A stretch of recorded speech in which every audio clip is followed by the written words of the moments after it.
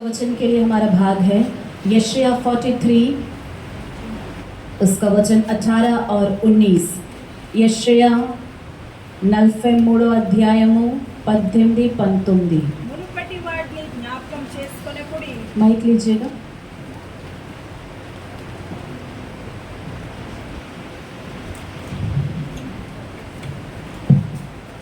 सभी निकालिए 43 उसका 18 और 19।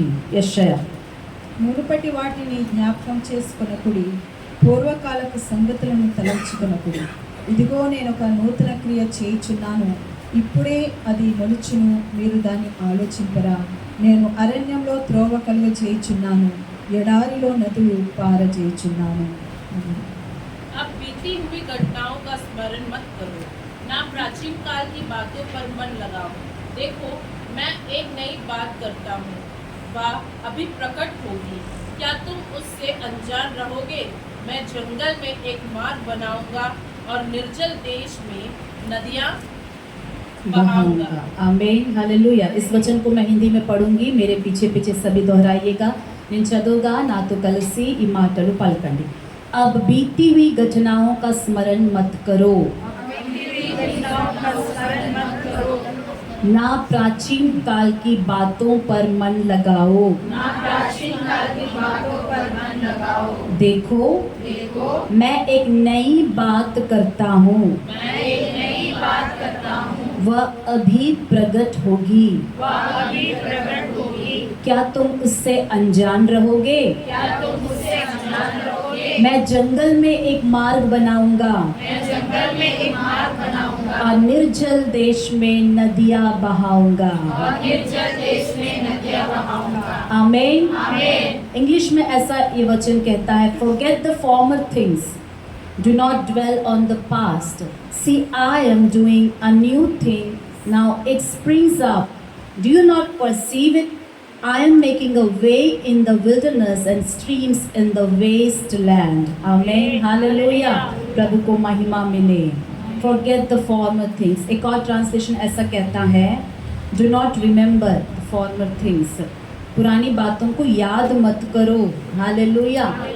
पुरानी बातों को याद मत करो, बीती हुई घटनाओं को स्मरण मत करो। और इंग्लिश में कहता है वहीं पर मत रह जाओ, आगे बढ़ चलो। हालेलुया। तो प्रभु का वचन हमें कुछ बीती बातों को याद नहीं करने के लिए कहता है। और एक जगह प्रभु का वचन कहता है कि मेरे किसी किए हुए उपकार को ना भूलना। आमीन, हालेलुया।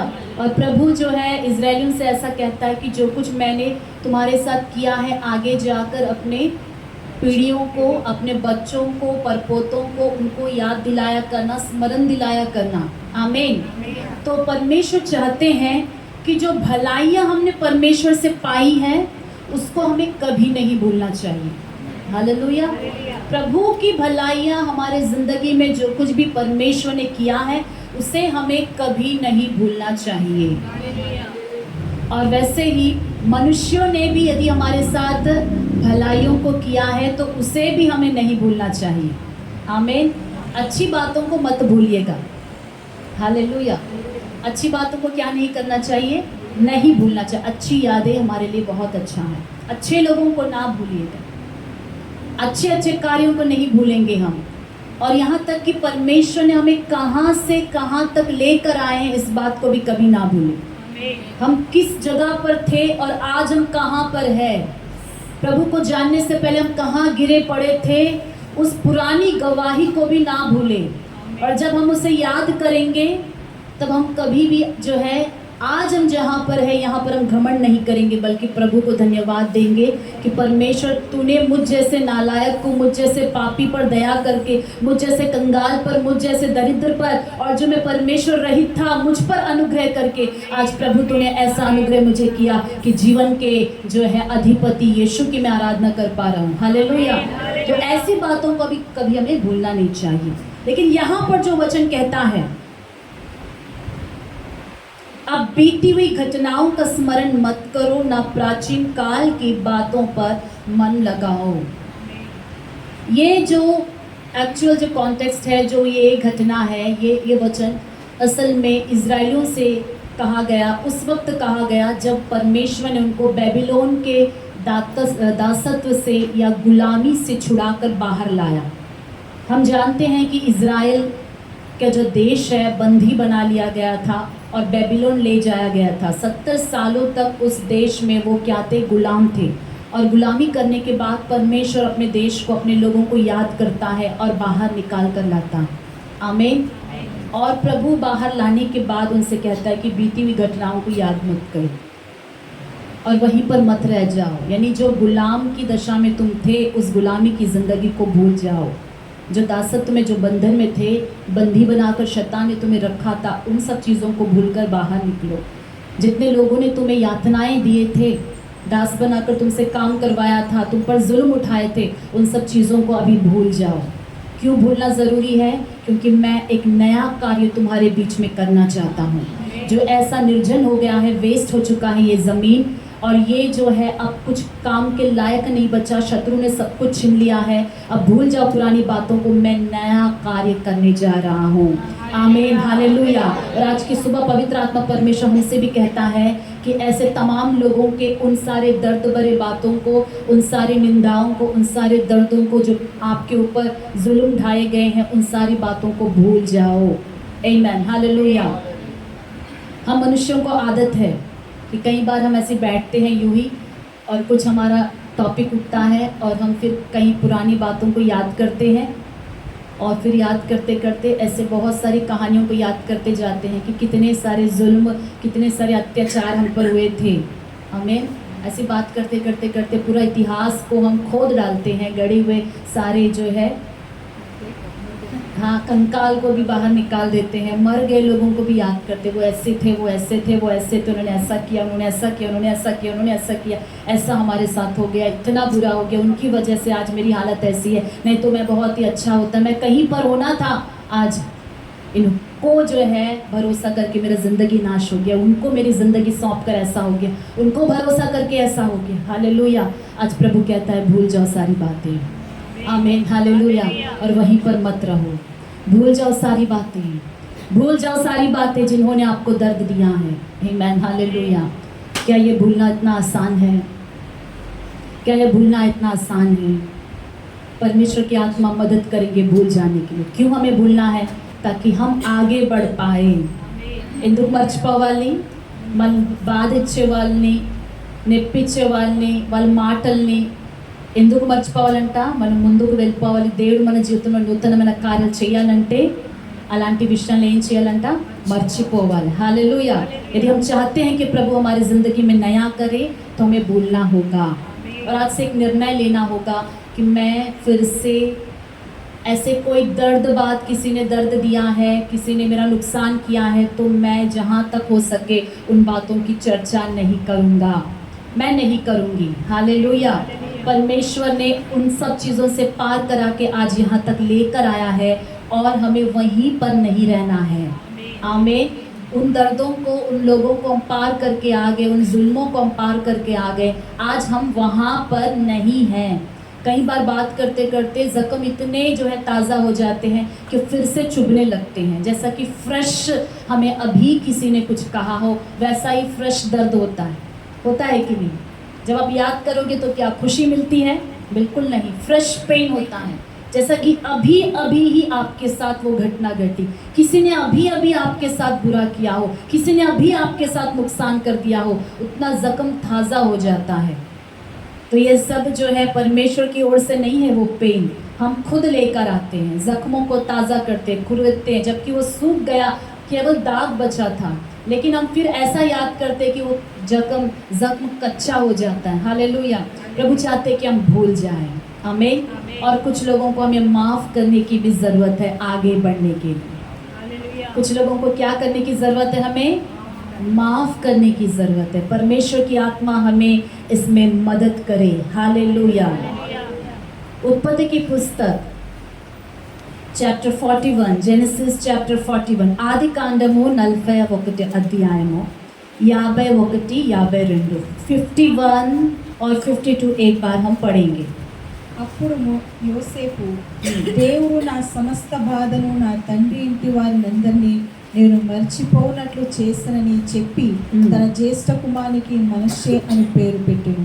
తరువాత అతడు నాకు బాధ కలిగిన దేశమందు దేవుడు నన్ను అభివృద్ధి పొందించినని చెప్పి రెండవ వానికి ఎఫ్రాయిము అని పేరు పెట్టెను. आमीन, हालेलुया। हिंदी में भी पढ़ेंगे 41 चैप्टर 51 और 52 जल्दी से। यूसुफ ने अपने जेठे का नाम यह कह के मनश्शे रखा यूसुफ ने अपने जेठे का नाम यह कहकर मनश्शे रखा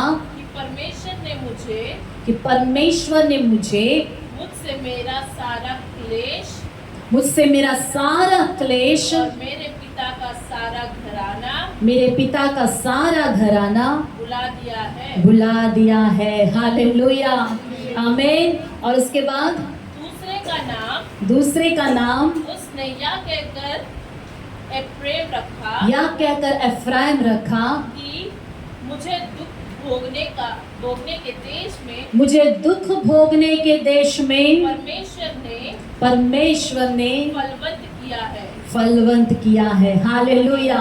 यूसुफ के जिंदगी का 2 अनुभवों को वह जो अपने दोनों बेटों के नामों के द्वारा नाम रखकर वो अपने अनुभवों को बताता है। पहला कि परमेश्वर ने मेरे साथ ऐसा किया कि मेरे सारे क्लेश को भुला दिया है, मेरा पिता का घराना को भुला दिया है। तो उस याद में कि सब कुछ मैं भूल गया, सारा पेन मैं भूल गया, मनश्शे नाम रखता अपना पहला बेटा का। और जब दूसरा बेटा होता है तब दूसरा अनुभव का नाम जो है एफ्राइम को रखता है कि दुख भोगने वाले देश में, एक अनजान देश में परमेश्वर ने मुझे क्या कर दिया है? फलवंत कर दिया है। हालेलुया। अगर हम दुखों को भुला देंगे, क्लेश को भुला देंगे, मनश्शे का अनुभव हमारे अंदर आएगा तो एफ्राइम की आशीष भी हमारे अंदर आएगी। हालेलुया। हम भुला देंगे तो हमें फलवंत जीवन भी दिया जाएगा। आमीन, हालेलुया।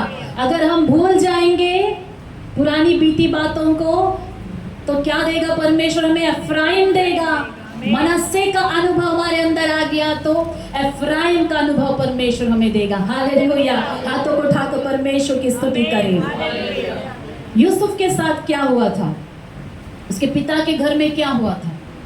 उनके डैडी उनको बहुत प्यार करते थे, पर उनके भाई जो है, सारे भाई लोग जो है उससे क्या करते थे? जलन करते थे। आमीन, हालेलुया। और जलने का कारण क्या था? इनके पिता जो है यूसुफ से अधिक प्रेम किया करते थे और यूसुफ के लिए पिता ने का रंग बिरंगा अंगरक्का जो है बनवा कर दिया था। ఎందుకు తండ్రి అంటే ఎందుకు యేసేపుని వాళ్ళ సహోదరులు ద్వేషించేవారు? వాళ్ళ తండ్రి యేసేపుని ఎక్కువ ప్రేమించేవాడు। हालेलुया।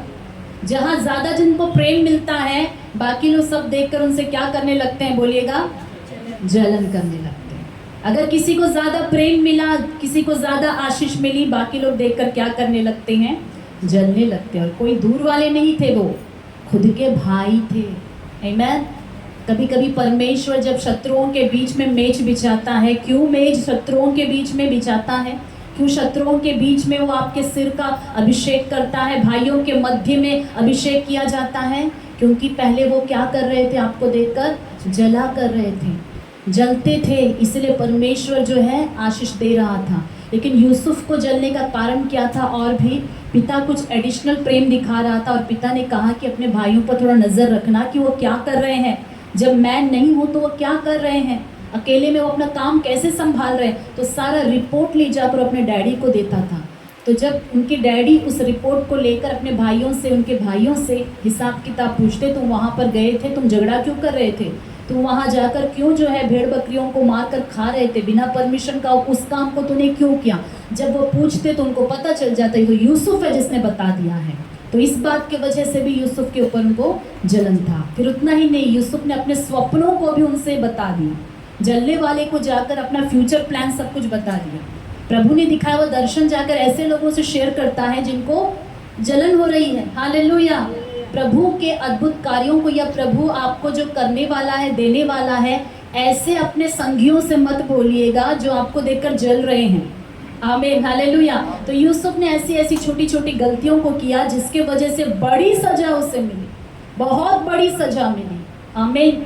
एक पिता को अपने सारे बच्चों को बराबर से प्यार करना काफ़ी मुश्किल होगा जिनके 12 बेटे हैं। आमीन। 12 बच्चों को एक तरह प्रेम करना बहुत मुश्किल है। आजकल के 2 बच्चों को एक समान प्रेम करना मुश्किल हो जा रहा है। एक को नाम देते हैं कि डैडी का बच्चा है, दूसरे को नाम देते हैं कि मम्मी का बच्चा है, और तीसरा है तो ये दादी का बच्चा है, चौथा है तो ये दादा का बच्चा है, और पांचवा है तो ये अत्ता का बच्चा है, पुप्पू का बच्चा है, वो उसका बच्चा है, ये इसका बच्चा है, नाम देते हैं। हालेलुया। इसीलिए जो है एकता नहीं रहती है। मेरे पिता का मैं धन्यवाद करती हूँ कि उन्होंने हमें ऐसा पाला कि 5 बच्चों को ऐसा महसूस होने नहीं दिया कि कोई कम है कोई बड़ा है। बचपन में हमारी ऐसी परवरिश हुई, ना तो छोटे को कम ना तो बड़े को ज़्यादा। हालेलुया।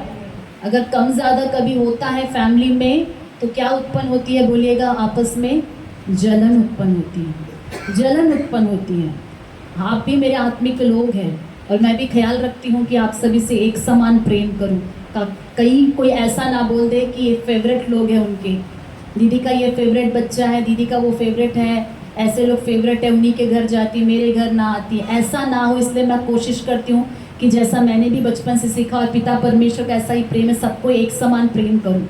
मैं कुछ काम भी सौंपती हूँ तो एक के बाद एक दूसरे से भी वो काम करवाती हूँ, तीसरे से भी वो काम करवाती हूँ, जो अवेलेबल है तो उसको वो काम सौंप देती हूँ, ताकि ये लोग फील ना हो कि मैं अकेला ही स्पेशल हूँ, या फिर दूसरा ये ना सोचे कि हमें कुछ काम नहीं दिया जा रहा है। हालेलुया। तो ये एक मुश्किल काम भी है, लेकिन कुछ परिवारों में ये ठीक से चल रहा है और कुछ परिवारों में इसी के वजह से द्वेष बढ़ भी रहा है। याकूब यदि यूसुफ को अधिक प्रेम ना करता तो शायद वो जलन ना काम करती, लेकिन याकूब ने यूसुफ को अधिक प्रेम किया, और हम किसी को रोक नहीं सकते किसी को ज़्यादा प्रेम करने से। आमीन, हालेलुया। ऐसा हो नहीं सकता कि आप किसी को ज़बरन रोके कि उनको आप क्यों ज़्यादा प्रेम करते हैं। बस हो जाता है प्रेम, और बस प्रेम किसी से ज़्यादा हो सकता है, हो जाता है। याकूब को अपना यूसुफ बेटा बहुत पसंद था। इसका कारण ये भी हो सकता है कि उनकी माँ जो है बचपन में ही जन्म देने के बाद, छोटे को जन्म देने के बाद माँ चल बसी, राहेल नहीं रही, और इसलिए भी याकूब ज़्यादा जो है छोटों दोनों को ज़्यादा प्रेम कर रहा था। हालेलुया। तो ये आगे चलकर बड़ा संकट बन गया यूसुफ के ऊपर, और उनके भाइयों ने यूसुफ को मार डालने की योजना बनाई, और अंत में वो मार नहीं डाले, लेकिन क्या कर दिए? इश्माइलियों के हाथ में बेच डाले, मिस्र में भेज दिए। हालेलुया। अब यूसुफ के ऊपर एक के बाद एक इतने सारे अत्याचार हुए, भाइयों ने उनको बेच डाला, दास होने के लिए, गुलाम होने के लिए बेच डाला। यूसुफ कितने सारे दर्द को लेकर अकेले मिस्र में आया था। बहुत तो अपने खुद के परिवार ने उनको दर्द दिया, खुद के ही भाइयों ने यूसुफ को काफ़ी चोट पहुंचाया, काफ़ी सारे बात उससे बोले। स्वप्न देखने वाला आ रहा है, उसको छेड़े, उसका मजाक उड़ाए। अब देखते हैं कि तुम्हारे स्वप्न का क्या फल होगा, तुम्हें मार डालेंगे, तुझे मार डालेंगे। अब बताते हैं कि तुम्हारे स्वप्न का क्या फल होगा। बहुत सारा दर्द उसके अंदर था, लेकिन जब यूसुफ मिस्र में आया, उतना सारा दर्द उसके अंदर होने पर भी कहीं पर भी हम यूसुफ को बैठकर किसी जन से ये कहते हुए हम नहीं देखते हैं कि वचन में वो बताता है कि मेरे भाइयों ने मेरे साथ बहुत बुरा किया। हालेलुया। वो कभी किसी से एक्सप्लेन नहीं करता है, सिर्फ एक बार अपनी टेस्टिमनी को वो बताता है, वो भी शॉर्ट में बताता है, 2 ही वचनों में। आएंगे हम देखेंगे।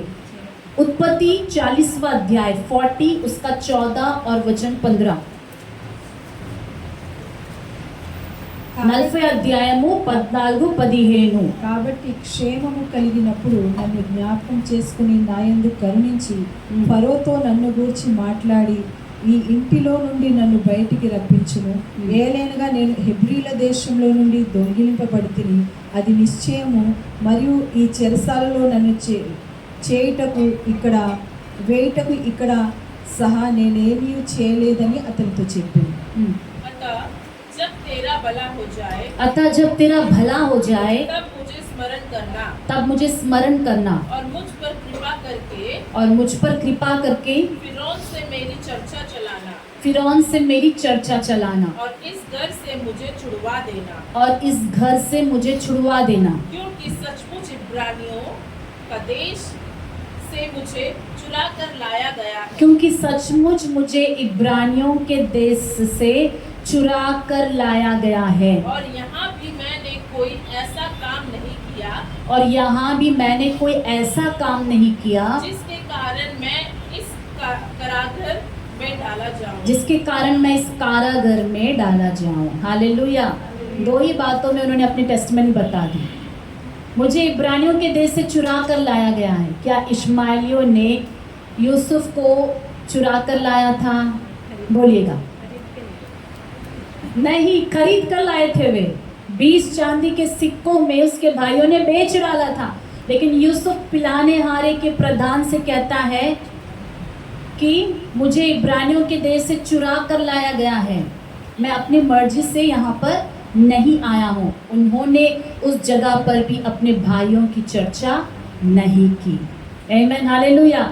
और दूसरा टेस्टिमनी वो बताता है कि मैं इस कारागर में भी कोई गलत काम करके नहीं आया हूँ, अन्याय से मुझे डाल दिया गया है। उसने नहीं बोला कि पोतीफर की पत्नी ने मुझ पर निंदा डाला था। हालेलुया। ऐसा उसने कुछ भी खुल के नहीं बताया। अब देखेंगे इसके वजह से, क्योंकि यूसुफ ने कहीं पर भी अपने भाइयों की चर्चा नहीं की थी और कहीं पर भी उसने पोतीफर के फैमिली के द्वारा की गई अन्याय की चर्चा भी नहीं की थी। देखेंगे उत्पत्ति 45 में देखिएगा, 45th चैप्टर 45 अध्याయంలో రండి। उसका 16 से 20 सिर्फ हिंदी में जल्दी से पढ़कर सुनाइएगा। 16 నుంచి 20 వరకు हिंदीలో మాత్రం। हाँ, इस बात का समाचार कि यूसुफ के भाई आए हैं। इस बात का समाचार कि यूसुफ के भाई आए हैं फिरौन के भवन तक पहुंच गया फिरौन के भवन तक पहुंच गए। हालेलुया। और इससे फिरौन और उसके कर्मचारी प्रसन्न हुए। इससे फिरौन और उसके कर्मचारी क्या हुए? बोलिएगा, सभी बोलिएगा, क्या हुए? और एक बार बोलिएगा, प्रसन्न हुए। फिरौन और फिरौन के कर्मचारी ये सुनकर कि यूसुफ के भाई लोग आए हैं, सुनकर प्रसन्न हुए। क्यों प्रसन्न हुए? क्योंकि यूसुफ ने अप्रसन्न करने वाली कोई बात की चर्चा फिरौन के सामने या कर्मचारियों के सामने या किसी मित्र के सामने कभी जिक्र ही नहीं किया था। अरे वो लोग आगे, वो चोर लोग आगे, यूसुफ को जो बेच डाले थे 20 सिक्कों में, वो भाई लोग आए हैं, आने दो, हम बताते हैं, उनको भी हम मजा चुकाएंगे। यूसुफ डरो मत, तुम्हारे साथ जो अन्याय हुआ है उसका बदला आज हम लेंगे। ऐसा कुछ वहां पर नहीं हुआ। आमीन, हालेलुया। फिरौन और उसके कर्मचारी ये सुनकर कि यूसुफ के भाई लोग आए हैं प्रसन्न हुए, क्योंकि यूसुफ ने सदा जो है अपने परिवार के बारे में अच्छा ही कहा था। बल्कि उसके साथ अच्छा नहीं हुआ था, लेकिन यूसुफ ने अच्छा ही कहा था। हालेलुया। और इतना ही नहीं, 45th चैप्टर का, उसी 45 चैप्टर का वचन 3 से 5 भी पढ़िएगा। मोड़ नीचे आई दो। तब यूसुफ अपने भाइयों से कहने लगा तब यूसुफ अपने भाइयों से कहने लगा, मैं यूसुफ हूँ, मैं यूसुफ हूँ, क्या मेरा पिता अब तक जीवित है? क्या मेरा पिता अब तक जीवित है? इसका उत्तर उसके भाई ना दे सके, इसका उत्तर उसके भाई ना दे सके, क्योंकि वे उसके सामने घबरा गए थे। क्योंकि वे उसके सामने घबरा गए थे। देखिए, उनके भाई लोग अब तक उस पुराने बात को नहीं भूले थे कि उन्होंने जो है यूसुफ को बेच डाला था, और अब यूसुफ को प्रधानमंत्री के स्थान पर देखकर वो घबरा गए। हालेलुया। आगे, फिर यूसुफ ने अपने भाइयों से कहा, फिर यूसुफ ने अपने भाइयों से कहा, मेरे निकट आओ। मेरे निकट आओ। या सुनकर वे निकट गए। या सुनकर वे निकट गए। फिर उसने कहा, मैं तुम्हारा भाई यूसुफ हूँ, मैं तुम्हारा भाई यूसुफ हूँ, जिसको तुमने मिस्र आने वाले के हाथ बेच डाला था। जिनको तुमने मिस्र आने वालों के हाथ में बेच डाला था। देखिए, किसके सामने वो सत्य का अंगीकार कर रहा है? सिर्फ भाइयों के सामने। और पिलाने हारे और पकाने हारे के सामने उसने क्या कहा था? मुझे इब्रानियों के देश से क्या करके लाए हैं? चुरा कर लाए हैं। आमीन, हालेलुया। लेकिन भाइयों के सामने वो क्या कह रहा है? मैं वही यूसुफ हूँ जिनको तुम लोगों ने मिस्र आने वाले के हाथों में क्या कर दिया था? बेच डाला था। आमीन। ऐसा नहीं है कि यूसुफ सत्य नहीं जानता, लेकिन कहाँ पर कहना है और किस लिए कहना है वहीं पर वो उस सत्य का इस्तेमाल कर रहा है। हालेलुया। और आगे देखिएगा। अब तुम लोग मत पछताओ, अब तुम लोग मत पछताओ। और तुमने जो मुझे यहाँ बेच डाला, तुम लोगों ने जो मुझे बेच डाला, इससे उदास मत हो, इससे उदास भी मत हो, क्योंकि परमेश्वर ने तुम्हारे प्राणों को बचाने के लिए क्योंकि परमेश्वर ने तुम्हारे प्राणों को बचाने के लिए मुझे तुम्हारे आगे बेच दिया है। मुझे तुम्हारे आगे भेज दिया। तुम लोगों ने बेच डाला, इसलिए उदास मत हो। ये तो परमेश्वर था तुम्हारे प्राणों को बचाने के लिए, पहले मुझे यहाँ पर ले आया, इसलिए परमेश्वर तुम लोगों का इस्तेमाल किया। वो उस जो है बुराई को, उतने बड़े बुराई को वो कैसे पॉजिटिवली लेकर पॉजिटिव रिप्लाई दे रहा है। हालेलुया। यूसुफ का हृदय को देखिए, प्रधानमंत्री बनने के बाद उसका हृदय को देखिए। हालेलुया।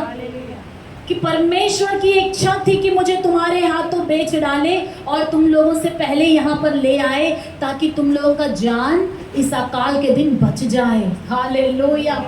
परमेश्वर का वचन क्या कहता है? रोमियो की पुस्तक उसका 8वां अध्याय 28 वचन में, कि परमेश्वर से प्रेम करने वालों के लिए सारी बातें मिलकर क्या उत्पन्न करती है? भलाई को उत्पन्न करती है। దేవుని ప్రేమించే వారికి సమస్తము కూడి ఏమంటారు? సమకూర్చబడి మేలే జరుగుతుందంట। हालेलुया। सब कुछ मिलकर लास्ट में क्या उत्पन्न होगा? भलाई। अब कुछ लोगों के साथ बुराई हो रहा है, वेट करिए, वेट करिए। ये सारी बातें इसलिए हो रही है कि भलाई उत्पन्न करे। ఆమేన్। ఇవన్నీ ఎందుకు జరుగుతున్నాయి మీ జీవితంలో?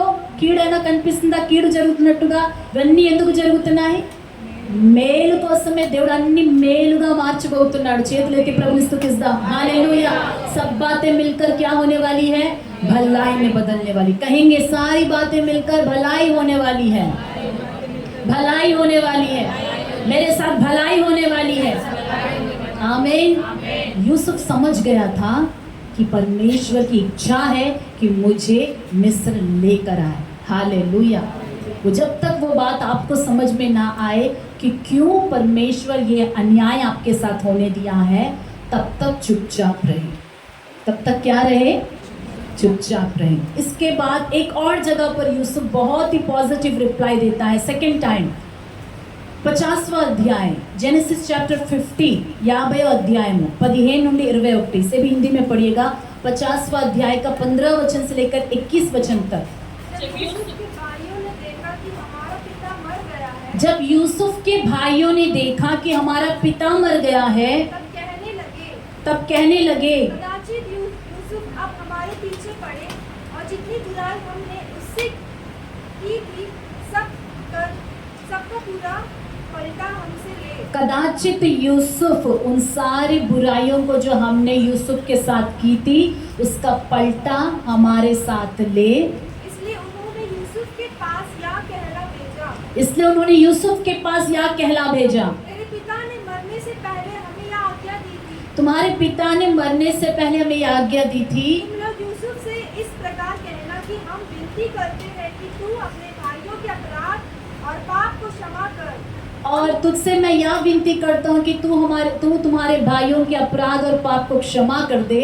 हमने तुझसे बुराई की थी, पर अब अपने पिता के परमेश्वर के दासों का अपराध क्षमा कर। हमने तो तुम्हारे साथ बुराई की थी, लेकिन अब तुम्हारे पिता के दासों के अपराधों को क्षमा कर दे। उनकी ये बातें सुनकर यूसुफ रो पड़ा। और उसके भाई आप ही जाकर उसके सामने गिर पड़े और कहा, देख हम तेरे दास हैं। और उसके भाई खुद जाकर उनके सामने, यूसुफ के सामने गिर पड़े और कहने लगे हम तेरे दास हैं। यूसुफ ने उनसे कहा, मत डरो, क्या मैं परमेश्वर की जगह पर हूँ? यूसुफ ने उनसे कहा मत डरो, क्या मैं परमेश्वर की जगह पर हूँ। हालेलुया। आगे। यद्यपि तुम लोगों ने मेरे लिए बुराई का विचार किया, यद्यपि तुम लोगों ने मेरे साथ बुराई का विचार किया था, परंतु परमेश्वर ने उसी बात में भलाई का विचार किया। लेकिन परमेश्वर ने उसी बात में भलाई का विचार किया। हाथों को उठाकर स्तुति करेंगे। हालेलुया। यद्यपि तुम लोगों ने मेरे साथ बुराई का विचार किया था, लेकिन परमेश्वर ने क्या कर दिया? उसी बात को भलाई का विचार कर दिया। हालेलुया। उनके भाई कह रहे हैं कि तुम्हारे पिता जब जीवित थे उन्होंने हमसे कहा था कि यूसुफ के पास जाकर माफ़ी मांगना और कहना कि माफ़ कर दो, तुम्हारे पिता ने माफ़ कर देने के लिए कहा है। अगर याकूब ने सच में कहा होता तो याकूब किससे कहता? सीधे सीधे यूसुफ से कहता, यूसुफ अपने भाइयों से बदला मत लेना। हालेलुया। लेकिन याकूब को तो कुछ पता ही नहीं था कि उनके भाइयों ने इसके साथ क्या किया है, क्योंकि यूसुफ ने कभी बताया ही नहीं। लेकिन डर के मारे वो आकर एक कहानी बनाकर उसके पास ले आए। तब भी यूसुफ ने कुछ भी नहीं कहा कि डैडी ने तो ऐसा कुछ कहा ही नहीं, तुम फिर से झूठ बोलने लगे, फिर से तुम अभी भी वही काम कर रहे हो। कल तो मेरी बात हुई थी डैडी से, मेरे दोनों बेटों के बारे में उन्होंने बहुत कुछ बताया, हम सबके बारे में उन्होंने बहुत कुछ प्रोफेसी किया, लेकिन उन्होंने ये बात मुझसे क्यों छिपाई? तुम लोगों से ही क्यों कहा कि मेरे मरने के बाद जाकर पूछो? हालेलुया। यूसुफ को पता था, लेकिन यूसुफ ने उनसे कोई सवाल नहीं किया। आप देखेंगे वहाँ पर मैच्योरिटी, मालूम होकर भी कई बार दूसरों के अपराधों को कैसे क्षमा करना है, भोला बनकर। क्यों?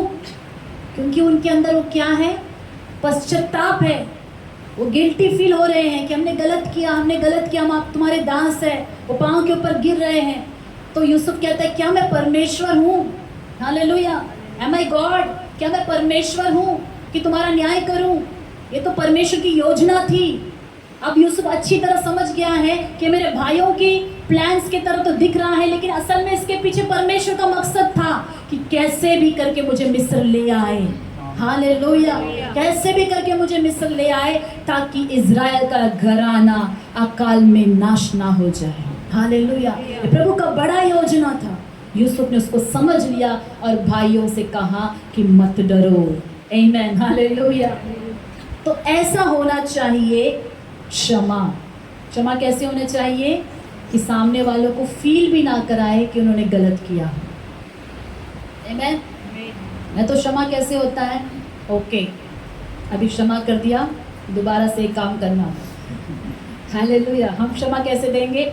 ठीक है, कोई बात नहीं, दोबारा ऐसा काम करेंगे तो नहीं चलेगा। हमारी क्षमा के साथ वार्निंग होती है, और वार्निंग सुन के ही सामने वाला डर जाता है। हम परमेश्वर का स्थान ले लेते हैं कई बार, इस बार छोड़ दिया लेकिन दोबारा जान ले लूँगा। हालेलुया। इस बार के लिए माफ़ करिए, दोबारा तुम्हें गला दबाकर ख़त्म कर दूंगा। हम परमेश्वर की जगह लेते हैं, लेकिन यूसुफ के अंदर इतना अच्छा मन कहाँ से आया? आमीन। हमारे अंदर भी वो मन परमेश्वर चाहता है। आमीन। हालेलुया। देखेंगे प्रकाशित वाक्य 12वां अध्याय उसका 10वां वचन, प्रकटन ग्रंथम 12 अध्याय 10 वाक्य, 12 पदी, जल्दी से निकालिएगा। फिर मैंने स्वर्ग से यहाँ बड़ा शब्द आते हुए सुना। फिर मैंने स्वर्ग से यह बड़ा शब्द आते हुए सुना। अब हमारे परमेश्वर का उद्धार और सामर्थ्य और राज्य और उसके मसीहा का अधिकार प्रकट हुआ है। आमीन। क्योंकि हमारे भाइयों पर दोष लगाने वाला जो रात दिन हमारे परमेश्वर के सामने उन पर दोष लगाया करता था, गिरा दिया गया है। हालेलुया। हमारे भाइयों पर रात दिन परमेश्वर के सामने दोष लगाने वाला शैतान गिरा दिया गया है। रात और दिन भाइयों पर, बहनों पर, कलीसिया पर, परिवार पर, संबंधों पर दोष लगाने वाला, किसके सामने? परमेश्वर के सामने दोष लगाने वाला शैतान गिरा दिया गया है। हालेलुया। तो अगर अभी भी कोई रात और दिन हमारे भाइयों पर, एक दूसरे पर दोष लगाने की आदत डाले हुए हैं, तो वो किसकी आदत है? बोलिएगा, जोर से बोलिएगा। शैतान की आदत है। रात्रि पगलु సహోదరుల మీద నేరం మోపేవాడు పడద్రోయబడెను। ఆ నేరం మోపే ఒక స్వభావము ఎవరిదంట? చెప్పండి, अपवादी सैतानदी। చెప్పండి नोरिपी, अपवादी सैतानदी। परमेश्वर के सामने दोष लगा। आप कहोगे मैं तो परमेश्वर के सामने नहीं दोष लगाता, मैं तो बस आपस में हम लोग। परमेश्वर सुनता है हमारी बातों। आमीन। हालेलुया। हम रात और दिन किसी के ऊपर दोष ना लगाएं। क्यों दोष ना लगाए? देखेंगे वचन को, लूका सुसमाचार 6 अध्याय 37 वचन. లూకా సువార్త 6వ అధ్యాయము 37వ వాక్యం. ఎందుకు మనము నేరము మోపకూడదు? दोष मत लगाओ, दोष मत लगाओ तुम पर भी दोष नहीं लगाया जाएगा. कि तुम पर भी दोष ना लगाया जाए. आमीन, हालेलुया. क्या मत लगाओ? दोष मत लगाओ, ताकि तुम पर भी दोष ना लगाया जाए. हालेलुया. किसी के ऊपर जब हम दोष डालते हैं तो हम पर भी दोष लगाया जाएगा. हम पर कौन दोष डालेगा? परमेश्वर दोष डालेगा. हालेलुया. जिस नाप से हम नापते हैं, आगे लिखा है, उसी नाप से हमारे लिए भी नापा जाएगा. आमीन, हालेलुया. देखेंगे दाऊद के जिंदगी में जो है, दाऊद का भी एक शत्रु था. दाऊद अभिषिक्त परमेश्वर के द्वारा चुना हुआ भक्त जन था. तो परमेश्वर दाऊद को इसलिए चुना कि तू इज़राइल का राजा हो जाए. आमीन, हालेलुया. तो इज़राइल का राजा होने के लिए जब परमेश्वर दाऊद को चुना, तो दाऊद को परमेश्वर बड़ा विजय देता है. गोलियात को दाऊद हरा देता है परमेश्वर के नाम से. और जब दाऊद जो है गोलियात को हरा देता है, तो लोग जो है दाऊद के लिए जय जयकार करने लगते हैं कि दाऊद ने कितनों को मारा? शाऊल ने 1000 और दाऊद ने लाखों को मारा. शाऊल ने 1000 और दाऊद ने लाखों को मारा. दाऊद ने उनको पैसा देकर नहीं जो है ये बड़ाई करने के लिए कहा था. उनके दिल से निकला, लोगों के दिल से. कई बार बड़ाई जो है लोग दिल से करने लगते हैं, लेकिन वही बड़ाई, वही प्रेजेस, वही स्तुति क्या हो जाती है? हमारे लिए फंदा बन जाती है. हमें हालेलुया. तारीफों को ज़्यादा प्रेम मत करिए. बहुत ज़्यादा लोग तारीफ करते हैं तो जलन करने वाले भी क्या हो जाते हैं? बढ़ जाते हैं. तो दाऊद की जब बहुत ज़्यादा प्रशंसा हो रही थी, वाहवाही हो रही थी, जय जयकार हो रही थी, तो राजा शाऊल ये सुनकर बहुत दुखित हुआ. मैं राजा हूँ और लोगों ने मेरे लिए क्या सिर्फ 1000 रखा है, और आज दाऊद के ऐसे जय जयकार कर रहे हैं. मेरे जीते जी इसको 10,000 बोल रहे हैं, और कल को लाख कहेंगे, 2 लाख बोलेंगे, 10 लाख बोलेंगे, और मैं किस बात के लिए राजा हूँ? आमीन. और उस दिन से शाऊल के अंदर दाऊद के प्रति जलन उत्पन्न होने लगा. और वो जलन कहाँ तक गया आपको पता है? कि वो रात और दिन दाऊद को मार डालने के लिए उसका पीछे ही पड़ गया. और परमेश्वर ने दाऊद को अभिषेक किया था राजा बनाने के लिए, और शाऊल को परमेश्वर ने राजा होने से परमेश्वर पछताया. और प्रभु ने कहा कि मैं पछताता हूँ कि मैंने शाऊल को राजा बनाया, क्योंकि शाऊल मेरी आज्ञा का उल्लंघन कर अपने मन मर्जी से जी रहा है.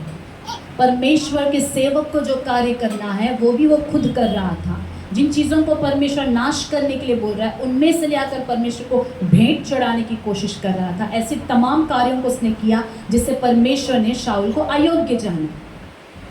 और यहाँ तक वचन में लिखा है कि शाऊल पर से परमेश्वर की आत्मा जो है चली गई, और एक दुष्ट आत्मा आकर शाऊल को जो है मुश्किल कर रही थी. वो जो है शाऊल को जो है तड़पा रही थी. ये सब बात दाऊद को पता है कि शाऊल के ऊपर एक दुष्ट आत्मा उतरता है. लेकिन फिर भी देखेंगे 1 शमूएल उसका 24वां अध्याय वचन 4 से लेकर 7 तक. మొదటి సమూయేలు రాసిన పుస్తకము 24వ అధ్యాయంలోకి రండి. 1 Samuel 24th chapter वचन 4 से लेकर 7 तक मैं पढ़ती हूँ. तब दाऊद के जनों ने उससे कहा, सुन, आज वही दिन है जिसके विषय यहोवा ने तुझसे कहा था, मैं तेरे शत्रु को तेरे हाथ में सौंप दूंगा कि तू उससे मनमाना बर्ताव कर ले. हालेलुया. दाऊद के जनों ने उससे क्या कहा? आज वही दिन है, परमेश्वर का कहा हुआ भविष्यवाणी पूरा होने का दिन है कि तुम्हारे शत्रुओं को मैं तुम्हारे हाथों में सौंप दूंगा ताकि तुम मनमाना उससे करे. आमीन, हालेलुया. दाऊद के जन एक अच्छा प्रोफेसी दाऊद को याद दिलाकर उसे जो है प्रेरित कर रहे हैं कि बदला लो, तू बदला लो. आज परमेश्वर का वही दिन है, राइट टाइम है, ये मौका मत छोड़ना.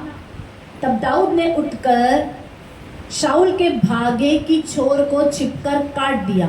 इसके बाद दाऊद शाऊल के भागे की चोर काटने से पछताया.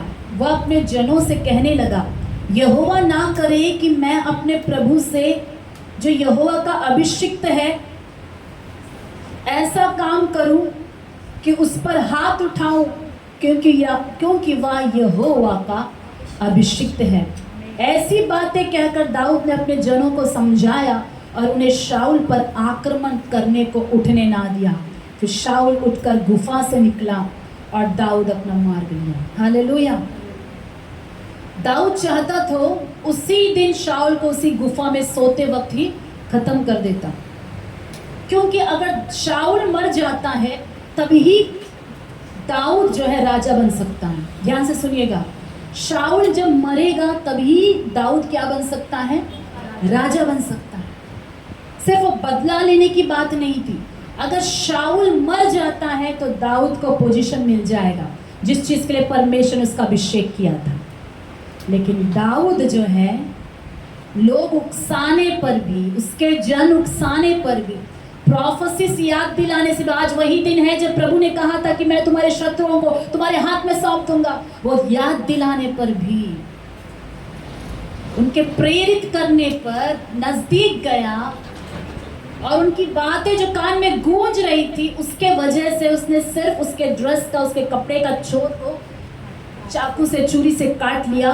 और काटने के बाद वचन में लिखा है कि वो उस छोटे से उस गलती को करने से भी वो क्या किया? पछताया कि मैंने एक अभिषिक्त का कपड़ा क्यों काट दिया। हालेलुया। मैंने क्यों उनको टच भी किया। और वो कहने लगा कि परमेश्वर के अभिषिक्त पर मैं हाथ नहीं उठाऊंगा। हालेलुया। मैं उसे हाथ नहीं उठाऊंगा क्योंकि वो परमेश्वर का अभिषिक्त है।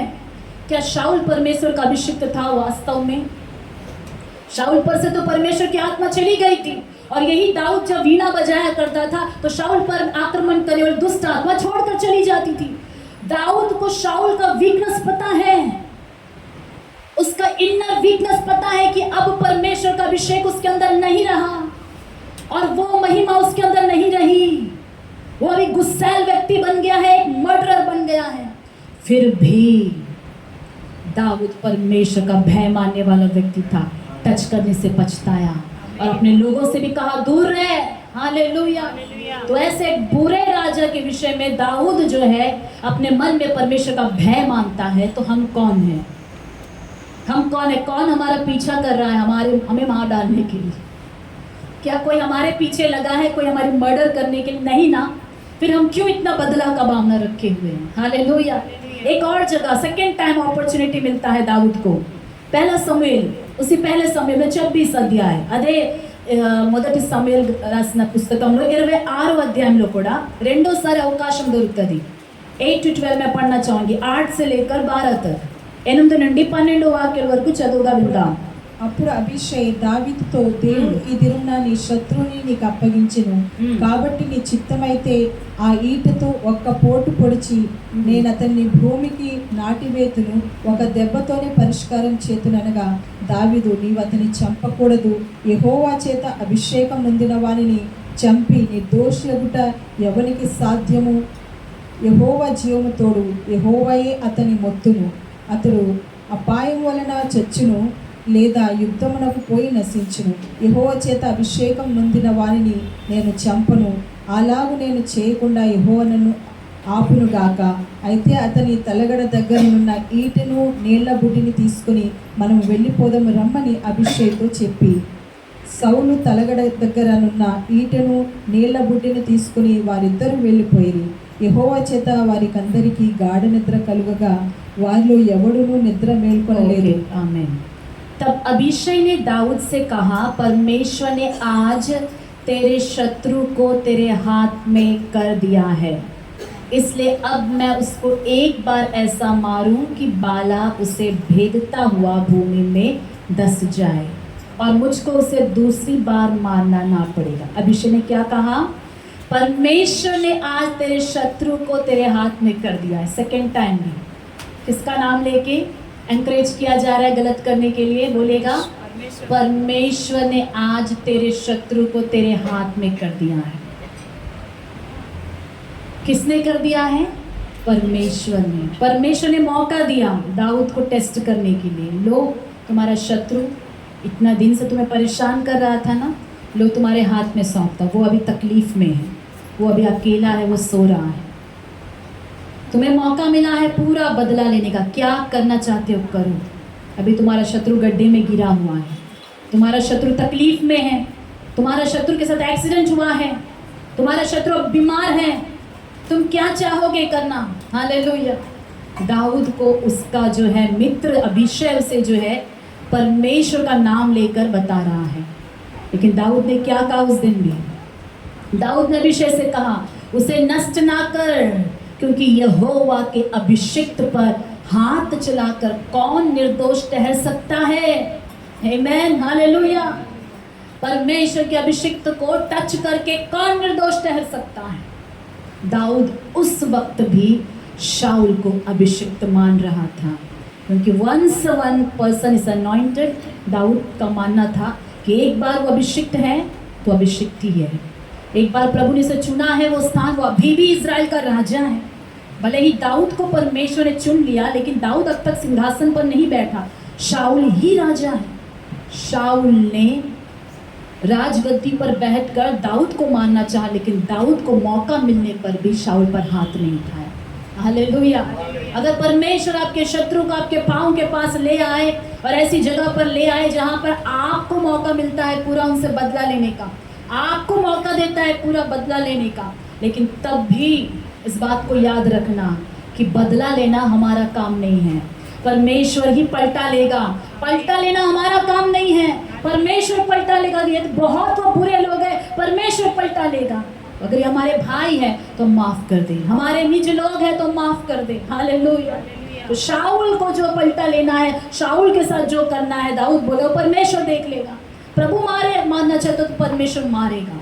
दाऊद वहां पर वेट करना चाह रहा था कि परमेश्वर जब तक उसको राजा रखना चाहे रखे, अगर शत्रु के हाथ से मरता है तो नो प्रॉब्लम, उसके बाद ही मैं राज सिंहासन पर बैठूंगा।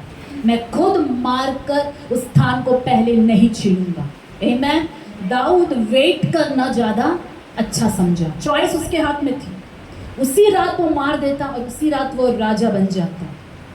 लेकिन दाऊद क्या करना चाहता था? वेट करना चाहता। मैं ये काम नहीं करूँ। यदि परमेश्वर मुझे ऊंचा उठाना चाहता है, लेट दैट राइट टाइम कम, वो सही समय आने दो। पर परमेश्वर आपको उठाना चाहता है तो किसी को कुचल कर ऊपर आने की कोशिश ना करें। किसी के बदनामी करके, किसी का कंप्लेंट करके हम ऊपर नहीं आ सकते। परमेश्वर देख लेगा। कोई आपके स्थान को चुरा रहा है, परमेश्वर देख लेगा। कोई आपको आने वाला पोजीशन को कोई और लेना चाहता है, परमेश्वर देख लेगा। आप पलटा ना लो, आप इंतजार करो और उसकी बुराई मत करो। मौका मिलने पर भी शत्रु का जो है हिसाब किताब करने का, पलटा लेने का मौका भी मिले तो मौका को यूज मत करना, परमेश्वर के हाथों में सौंप देना। हालेलुया। आएंगे हम नए नियम में इसी विषय के लिए। 18 अध्याय, मत्ती सुसमाचार 18वां अध्याय मैं पढ़ूंगी। मत्ती सुवार्త 18వ అధ్యాయంలోకి రండి। Matthew chapter 18।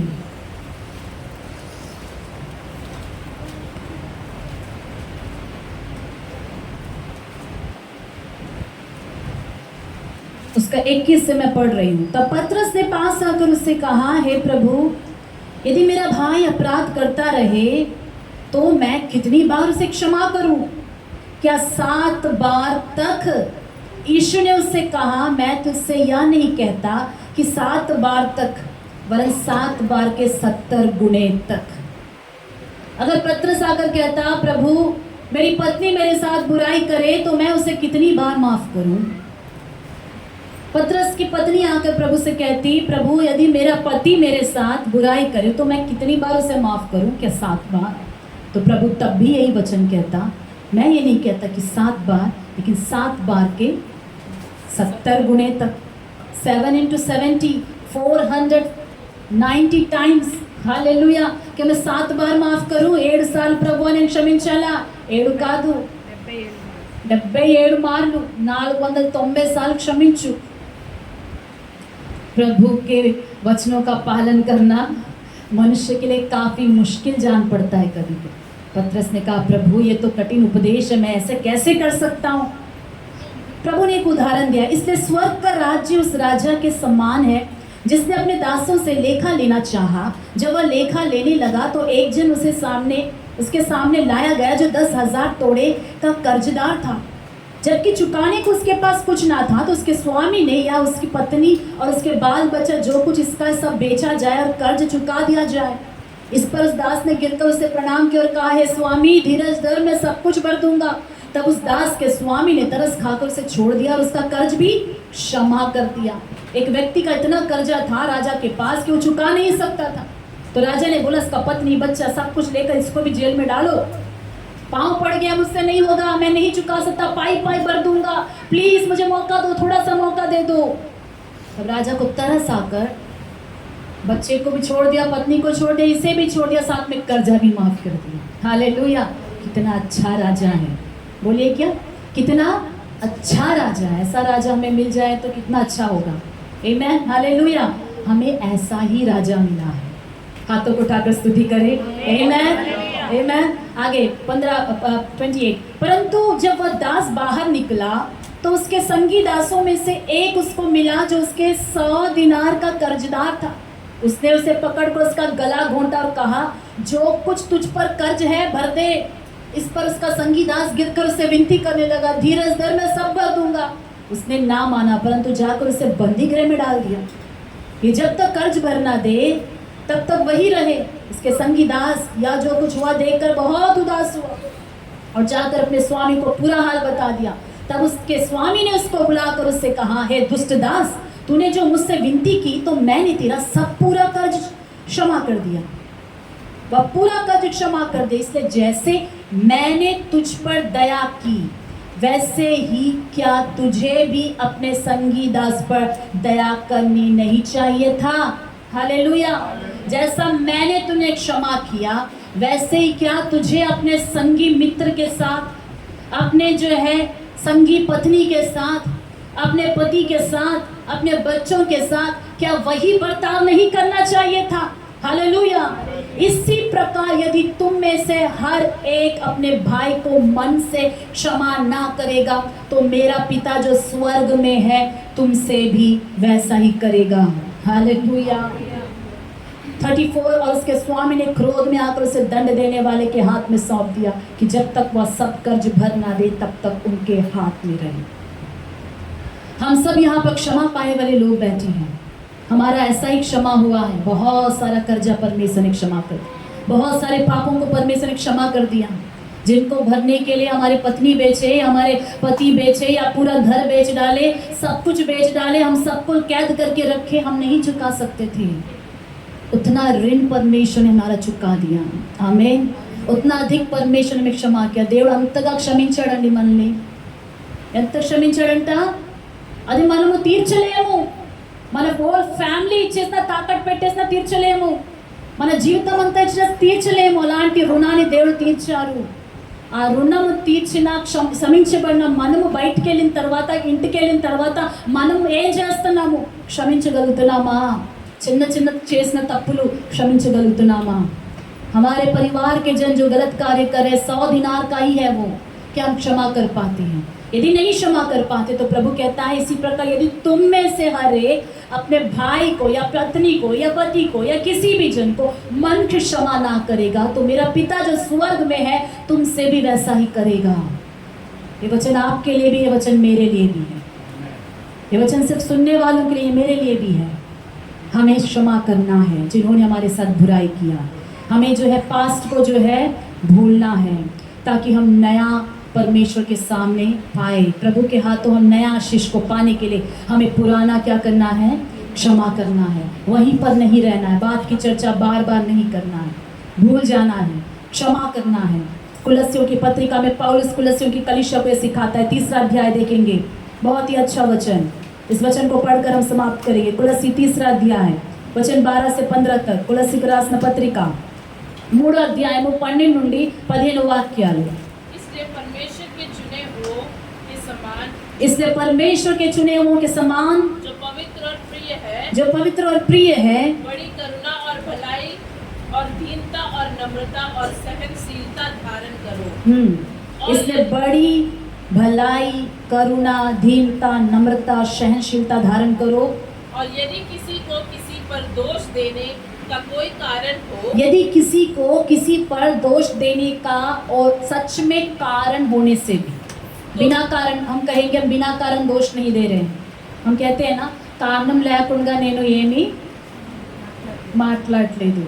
यदि किसी को किसी पर दोष देने का कारण होने से भी तो एक दूसरे की सह लो. इस वचन को हम सब मिलकर पढ़ेंगे, मेरे साथ बोलिए. और यदि किसी को किसी पर दोष देने का कारण हो तो एक दूसरे की सह लो और एक दूसरे के अपराध क्षमा करो, जैसे प्रभु ने तुम्हारे अपराध क्षमा किए वैसे ही तुम भी करो. आमेन, हालेलुया. दोष देने का कारण तो सही है, रियल कारण है.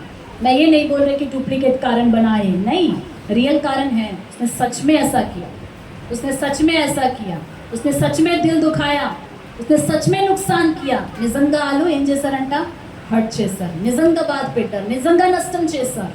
कारण होने से भी वचन क्या कह रहा है? दोष देने का कारण होने से भी सह लो और अपराध क्षमा करो. क्यों?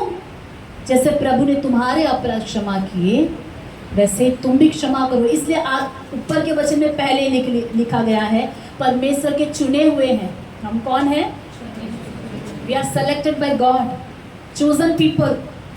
దేవుని చేత ఏర్పరచబడిన సమూహం మనము.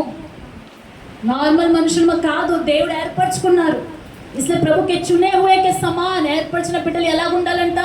దాని లాగా ఉండాలి. ఎలాగా? పరిశుద్ధంగాను ప్రియులుగా, పవిత్ర ప్రియ బడి కరుణ, శుద్ధులను ప్రియులైన ఆ. వారికి తగినట్లు వారికి తగినట్లుగా ఉండాలి. దాంట్లో జాలిగల మనస్సు, జాలిగల మనసు, దయాలుత్వము, వినయము, సాత్వికము, దీర్ఘశాంతమును ధరించుకొని దీర్ఘశాంతము ధరించుకోవాలంట.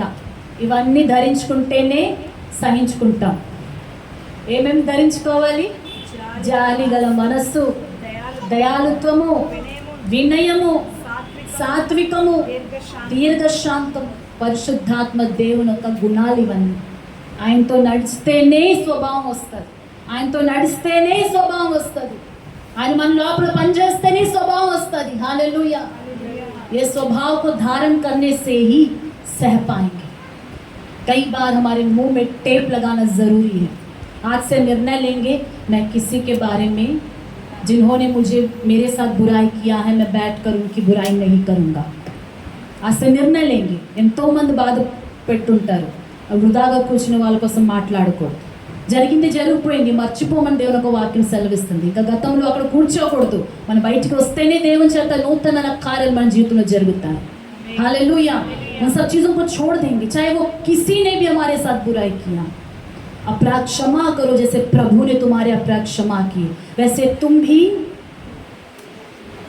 करो. इन सब के ऊपर प्रेम को जो सिद्धता का कटिबंध है बांध लो. क्या हमारे अंदर प्रेम है?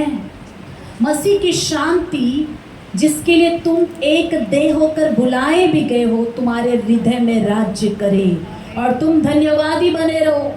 हालेलुया. जब हम क्षमा करेंगे, प्रेम को जो सिद्धता का कटिबंध है उसको बांधेंगे, तभी परमेश्वर का पीस हमारे हृदय में राज्य करेगा. దేవుని శాంతి అప్పుడే లోపల రాజ్యం చేస్తుందండి. లేకపోతే క్రోధము, మత్సరము, కుళ్ళి అంత లోపల పెట్టుకుంటే దేవుని యొక్క శాంతి మనలో పనిచేయదు, అది రాజ్యం చేయదు. हालेलुया. आमेन. और धन्यवादी बने रहो. थैंक यू लॉर्ड, ये इसलिए हुआ कि मेरे साथ भलाई हो. तूने जो बुराई करने को ठाना था परमेश्वर ने से भलाई के लिए बदल डाला. कितना सुंदर वचन यूसुफ कहता है, तुम लोगों ने बुराई करने के लिए ठाना था लेकिन परमेश्वर ने उसी बात को भलाई में बदल डाला. इसलिए मत डरो. आमेन. अगर आज आप चुप रहोगे, अगर आज आप क्षमा कर दोगे, एक दिन आएगा आप भी यूसुफ की तरह इस बात को कह पाओगे. आप लोगों ने मेरी बुराई करना ठाना था लेकिन मत डरो, परमेश्वर ने भलाई में बदल डाला है. नो प्रॉब्लम, हम सब फिर से मिलके रह सकते हैं. आमेन. हालेलुया. प्रेम को जो सिद्धता का कटिबंध है बांध लो. हालेलुया. और फिर से उस वचन को पढ़ेंगे, यशायाह 43:18-19. उस वचन को पढ़कर हम समाप्त करेंगे. यशायाह 43-18 వాక్యాలు మళ్ళా చదివి మన వాక్యం ముగించుకుందాం. 43 घटनाओं का स्मरण मत आप बीती हुई घटनाओं का स्मरण मत करो, ना प्राचीन काल की बातों पर मन लगाओ। ना प्राचीन काल की बातों पर मन लगाओ। देखो मैं एक नई बात करता हूँ, देखो मैं एक नई बात करता हूँ, वह अभी प्रकट होगी। वह अभी प्रकट होगी। क्या तुम इससे अनजान रहोगे? क्या तुम उससे अनजान रहोगे? अगर बीती बातों में फंसे रहोगे तो तुम अनजान रह जाओगे कि परमेश्वर ने तुम्हारे लिए स्वर्ग में कितना नया रखा है, तुम्हारे जिंदगी में नया करना चाहता है। हम सबके जिंदगी में परमेश्वर नया करना चाहता है। वो नया कब मिलेगा? जब बीती बातों को आप छोड़ दोगे। హల్లెలూయా. దేవుడు మన జీవితంలో క్రొత్తది చేయాలనుకుంటున్నారు. ఆ క్రొత్తది ఏంటంట? मैं जंगल में एक मार्ग बनाऊंगा और निर्जन देश और निर्जन देश में नदियां बहाऊंगा, वेस्टलैंड में नदियां बहने लगेगी। अब तक तू जो बेकार था, दासत्व के हाथ में फंसा हुआ जिंदगी था, बेबीलोन के हाथ में दासत्व गुलामी कर रहा था, मैंने तुम्हें बाहर निकाला। जितने लोगों ने तुम्हारे साथ बुराई किया है वहीं पर मत रहो और गुलामी की बातों को भूल जाओ। बाहर निकल आए हो, मैं तुम्हारे जिंदगी में नया करना चाहता हूँ, मैं तुम्हारी जिंदगी में नया करना चाहता हूँ। जंगल में मैं मार्ग बनाना चाहता हूँ। आज मार्ग नजर नहीं आ रहा है, लेकिन बीती बातों को छोड़ दोगे, परमेश्वर ही जंगल में मार्ग बनाएगा। जहाँ मार्ग नहीं है, మీ జీవితంలో మార్గమే కనపడలేదు, అరణ్యంలాగా అయిపోయింది, ఎక్కడ వెళ్ళాలో తెలియట్లేదు. ఆ పాతదంతా గతాన్ని మర్చిపోతే, ఎంతమంది అన్యాయం చేశారో అన్యాయాన్ని మర్చిపోయి క్షమించేస్తే దేవుడు మార్గం లేని మీ జీవితంలో కొత్త మార్గాలు తయారు చేస్తారు. హల్లెలూయా.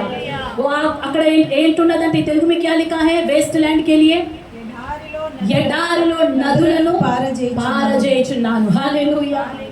ఎడారిలో నదులను పారజేస్తాను, अरण्यंలో త్రోవను పుట్టింపు చేస్తాను. Amen hallelujah. जंगल में मैं मार्ग बनाऊंगा, निर्जन प्रदेश में जल की धाराओं की नदियां बह जाएगी। Amen hallelujah. परमेश्वर की आत्मा ऐसे निर्जन जमीन में कार्य करना चाहता है। उठकर खड़े हो जाएंगे परमेश्वर की उपस्थिति में। क्षमा ना करके हमारा हृदय जंगल बन गया है। कई लोगों को क्षमा नहीं करके बहुत सारे कड़वाहट अंदर में रखकर पूरा जिंदगी जो है एक जंगल सा बन गया है। इस वजह से कई लोगों की जिंदगी में मार्ग नहीं खुल रहा है। आज वो सारे कड़वाहट को निकाल देंगे, आज उस सारे कड़वाहट को निकाल देंगे। हालेलुया. आज उस सारे कड़वाहट को निकाल देंगे। Amen hallelujah. उसी कुलस्सियों में हमने पढ़ा नहीं, इस वक्त मैं उसे पढ़ना चाहूँगी। 15 वचन 3:15 एक बार मैं पढ़ना चाहूँगी। कुलस्सियों 3:15 में पौलुस एक बात सुंदर वचन कहता है, बहुत इंपॉर्टेंट वचन। 15 वचन, एक मिनट।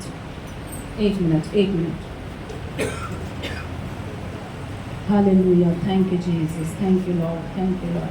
एक मिनट, नहीं कुलस्सियों ने दूसरा कुरिन्थियों उसका दूसरा अध्याय,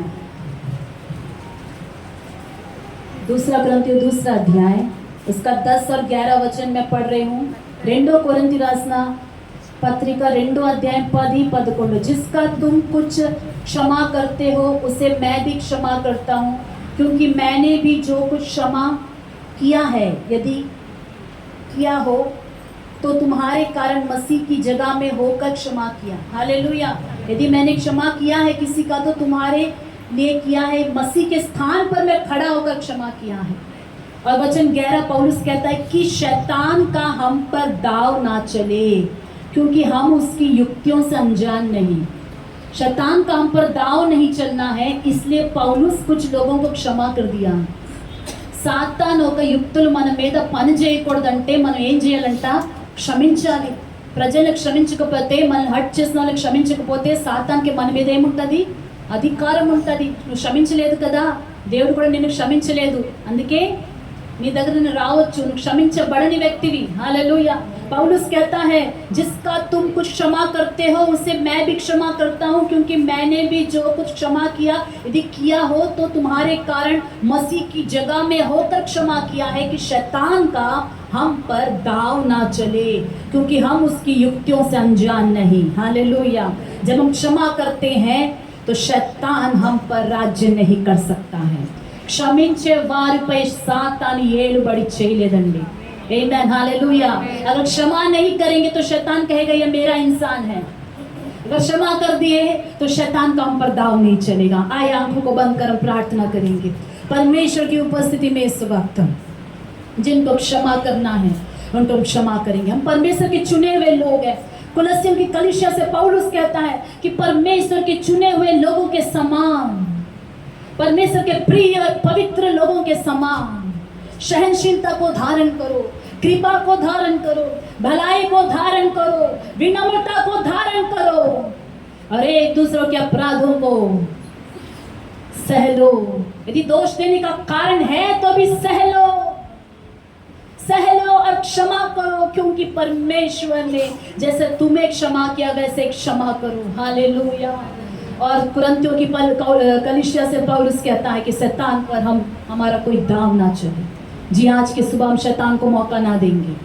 हमारे ज़िंदगी में शैतान नाश करने के लिए हम मौका ना देंगे। क्षमा कर देंगे उन तमाम लोगों को जिन्होंने हमें हर्ट किया है, ताकि प्रभु की शांति हम पर राज्य करे, ताकि प्रभु की क्षमा को हम पाए, ताकि नए कार्य हमारे ज़िंदगी में होना शुरू हो जाए। पुरानी बीती हुई बातों को हम भूल जाएंगे, बीते हुए जो है कार्यों को हम भूल जाएंगे, जिन्होंने हमारा नुकसान किया हम भूल जाएंगे। बात की चर्चा हम बार बार ना करेंगे। हालेलुया। पवित्र आत्मा परमेश्वर हमारी कलीसिया को आज की सुबह मदद करे। हालेलुया। आवाज़ों उठाकर प्रार्थना करेंगे, आवाज़ों उठाकर प्रार्थना करेंगे, उन सारे लोगों को क्षमा कर देंगे। यदि आपको कोई याद आ रहा है प्रभु की उपस्थिति में, प्रभु इस लोगों ने मुझे हर्ट किया, प्रभु हम क्षमा कर देंगे। प्रेम को, सबसे उत्तम प्रेम को हम कटिबंध के रूप में बांध लेंगे। प्रेम को हमारे हृदय में राज्य करने देंगे। परमेश्वर के वचन को हमारे जिंदगी में कार्य करने देंगे। दिल से क्षमा कर देंगे। उनके बारे में हम बात नहीं करेंगे। जब हम जमा होते हैं 2-3 जन बैठकर हम डिस्कशन करते हैं तो किसी की बुराई हम ना करेंगे। हालेलुया। आज से निर्णय लेंगे कि हम जो है नुकसान जिन्होंने किया उनके बारे में हम बात नहीं करेंगे। हम यूसुफ की तरह 2 बातों में कह देंगे, हमारी कहानी को 2 बातों में कह देंगे। मुझे जो इब्रियों के देश से चुरा कर लाए हैं, उसने अपने भाइयों की बुराई नहीं की, फिरौन के सामने भाइयों की बुराई नहीं की, पोतीफर की पत्नी के बारे में किसी के सामने बुराई नहीं किया, लेकिन परमेश्वर ने यूसुफ को याद करके सारे बुराइयों के बदले में उसके जिंदगी में भलाई को किया है। हालेलुया। उन्हीं शत्रुओं के बीच में प्रभु ने मेज को बिछा दिया, उन्हीं भाइयों के मध्य में यूसुफ के सर को प्रभु ने ऊंचा उठाया। यदि आप चाहते कि प्रभु आपके सर को ऊंचा उठाए तो क्षमा कर देंगे। हालेलुया। क्षमा कर देंगे। हालेलुया। धन्यवाद हो परमेश्वर, धन्यवाद हो। Hallelujah. Hallelujah. Thank you Jesus. Hallelujah. इस वक्त बड़ी दीदी प्रार्थना में चलाएंगे। చిన్న ప్రార్థన చేసుకుందాం। హల్లెలూయా. స్తోత్రం నాయనా. పరమ తండ్రి నీ పాదాలకు వందనాలు, స్తుతులు, స్తోత్రాలు రాజా. ఏదో కావాల్సిన పరిశుద్ధాత్మదేవా మీరు మా మధ్యలో ఉన్నారు, నీకు వందనాలైనా. సంఘంతో మీరు మాట్లాడాలి, నీకు వందనాలు ప్రభు. నాతో ప్రతి ఒక్కరితో మాట్లాడడానికి వందనాలు రాజా. అయ్యా యోసేపు జీవితంలో అనేకమైన నాయన ప్రభు, అయ్యా వారి ప్రభు అన్నల ద్వారా ప్రభు తృణీకరించబడినైనా ప్రభు, అయ్యా అమ్మివేయబడినను నైనా ప్రభు స్తోత్రం నైనా. ఆ యొక్క పోతిఫర్ ఇంట్లోను ప్రభు అవమానపరచబడిన ప్రభు చెరసాల్లో ఉన్నను నైనా ప్రభు, అయ్యా వారి యొక్క కుటుంబం ప్రభు వారికి వ్యతిరేకంగా ప్రభు సాక్ష్యం చెప్పుకుండగా అయ్యా ప్రభు నీ నామాన్ని ఘనపరిచి ఉండగా నైనా ప్రభు నీపై నైనా ప్రభు ఆధారపడి నైనా ప్రభు జీవించినప్పుడు అయ్యా మన సేఫ్రాయిని మీరు అనుగ్రహించినైనా మునుపటి బాధను మీరు మరిపించాలైనా ఫలింపజేస్తావునైనా తండ్రి. అయ్యా దావీదు జీవితంలో అద్భుతం చేసిన దేవుడు నైనా ప్రభు, అయ్యా ప్రభు సౌలు శత్రువుగా మారినను నైనా ప్రభు, ఈ అభిషేకుడిని ప్రభు అభిషక్తిని నేను ప్రభు ఏ విధంగా నేను ముట్టగలని ప్రభు యేసయ్య క్షమించినైనా ప్రభు యేసయ్య అవకాశం వచ్చినను రాజా అభిషక్తిని ముట్టకుండా అతనికి వ్యతిరేకంగా మాట్లాడుకునగానైనా ప్రభు, అయ్యా మీ సముఖంలోనైనా ప్రభు యేసయ్య వేచి ఉండి నాయనా ప్రభు మీకు అప్పగించి ఉండగా నాయనా అయ్యా మేము ఏ పాటి వారమునైనా ప్రభు మా జీవితంలోనైనా ప్రభు, అయ్యా మమ్మల్ని గాయపరిచిన వారి మమ్మల్ని ప్రభు, అయ్యా దుఃఖించిన వారి మాకు నిందించిన వారి మా ప్రభు మా జీవితంలో ప్రభు యేసయ్య ఎవరైతే మమ్మల్ని ప్రభు గాయపరిచి ఉన్నారో ప్రభు వారందరినీ ఉదయకాలంలో క్షమిస్తున్నాము నైనా, వారందరినీ మన్నించుచున్నాం ప్రభు. ప్రతి ఒక్కరిని హృదయపూర్వకంగా క్షమిస్తున్నాము నైనా. మీ సన్నిధిలో క్షమాపణ వేడుకొనిచున్నాము రాజా. మా విరోధుల్ని క్షమిస్తున్నాం, మా శత్రువుని క్షమిస్తున్నాం అయ్యా. మా ఇంటి వారిని క్షమిస్తున్నాం నైనా. అయ్యా మమ్మల్ని నిందించి వారిని క్షమిస్తున్నాం, మమ్మల్ని గాయపరిచి వారిని క్షమిస్తున్నాం ప్రభు. అయ్యా నీవెంత మంచి దేవుడు నైనా. మా జీవితంలో మీరు అనేక అనేకమైన కార్యాలు చేశారు నైనా. అయ్యా మేము ఏ పాటి వారు నైనా పాపంలో శాపంలో ఉన్న మమ్మల్ని రాజా మీరు నైనా మన్నించి క్షమించి నైనా ప్రభా ఇంత గొప్ప రక్షణ ఇచ్చావు, పరలోక రాజ్యాన్ని ఇచ్చావు నైనా, అమూల్యమైన జీవితాన్ని ఇచ్చావు నైనా ప్రభా, మీ జీవమాల పోస్తావు నైనా ప్రభా, నీ ప్రేమ చేత మమ్మల్ని నైనా కొనుక్కున్నావు నీ రక్తం ఇచ్చి తండ్రి. ఎంత మంచి దేవుడు, గొప్ప దేవుడు నైనా. అదే క్షమాపణ మీ హృదయంతో మీ క్షమాపణ హృదయం మాలో దయచేయండి, వినే మనస్సు దయచేయండి ప్రభా, తగ్గింపు మనస్సు దయచేయండి నైనా. అయ్యా ఇతరులు క్షమించే మనసుతో మమ్మల్ని నింపమని వేడుకొనిచ్చినాం నైనా. మేము ఎప్పుడైతే ప్రభు క్షమిస్తామో అప్పుడే క్షమించబడతామని మీ వాక్యం సెలవిస్తుంది నాయన. ప్రభు యేసయ్య మాలో ప్రభు ఎవ్వరి మీదనైనా ఎటువంటి ద్వేషం కానీ కోపం కానీ ఈర్ష్య కానీ పగ కానీ ఉండకూడగానైనా ఇప్పుడే మీరు ప్రభు స్తోత్రం మమ్మల్ని క్షమించి మన్నించమని వేడుకొనిచ్చినాం. మా ప్రతి ఒక్కరిని క్షమాపణ క్షమిస్తున్నాము ప్రభు. అయ్యా మా అపరాధాలు కూడా మీరు క్షమించి మమ్మల్ని శుద్ధీకరించమని ఉదయకాలంలో మా సంఘ బిడ్డలందరూ మీరు మన్నించి క్షమించినందుకే, ప్రతి వారిని మీరు ప్రభు దర్శించినందుకే, ప్రతి హృదయాలు మీరు తాకినందుకే వందనాలు రాజా. అయ్యా మీ వాక్యం రెండంచులు గల ఖడ్గము నైనా ప్రభు, మీ వాక్యం శుద్ధ వంటిది నైనా, మీ వాక్యం నైనా అగ్ని వంటిది ప్రభు యేసయ్య. అయ్యా నీ వాక్యం బలమైనది నైనా, శక్తివంతమైన వాక్యం రాజా. ఉదయకాలం నీ బలమైన వాక్యంతో నైనా మాతో మీరు మాట్లాడినందుకు వందనాలు చెల్లిస్తున్నాము రాజా. నీకు వందనాలు తండ్రి. సమస్త మహిమ గంత ప్రభావాలు మీకు మాత్రం అర్పిస్తూ యేసుక్రీస్తు నామములో ప్రార్థన చేస్తున్నాం తండ్రి. ఆమేన్. దయచేసి